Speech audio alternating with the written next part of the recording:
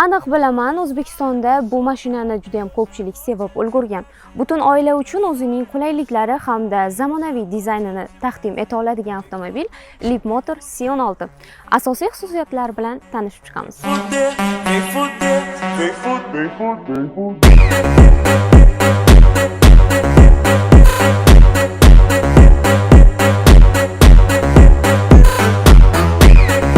Tashqi o'lchamlari: uzunligi 4.915, eni 1.905, balandligi 1.770. R21 diskalar bilan jihozlangan.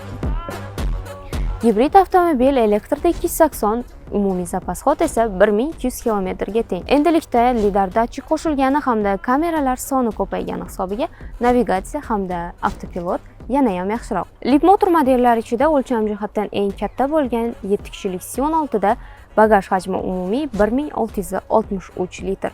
Hattoki 3-qatordagi yo'lovchilar uchun ham podstakanchik hamda USB ulanish porti mavjud. Gibrid C16 da 0 dan 100 gacha tezlanish 8.4 sekund. Batareya yo'nqisida 38.7 kW va maksimal tezlik 190 km/s.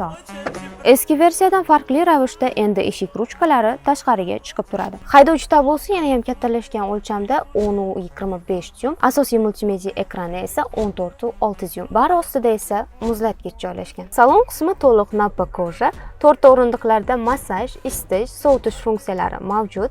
Estetik zavq beruvchi panorama tom va orqa o'rindiqdagi yo'lovchilar uchun 15.6 dyumli katta monitor bilan jihozlangan. C16 ni 2025-2026 elektr hamda gibrid variantlarini bizning avtosalonimizdan topishingiz mumkin.